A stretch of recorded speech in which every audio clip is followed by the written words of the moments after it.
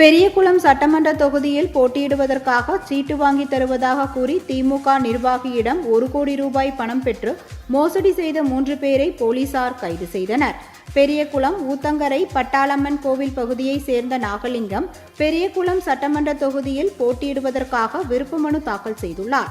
இந்நிலையில் திமுக தலைமை கழகத்திலிருந்து தினேஷ் பேசுவதாக கூறி நாகலிங்கத்திடம் பெரியகுளம் தொகுதி நிலவரங்கள் குறித்து கேட்டுள்ளார். பின்னர் பெரியகுளம் தொகுதியில் போட்டியிடுவதற்கு சீட்டு வாங்கி தருவதாக கூறி 3 கோடி ரூபாய் கேட்டுள்ளார். அதனை நம்பிய நாகலிங்கம் 1 கோடி ரூபாய் பணத்தை கொடுத்துள்ளார்.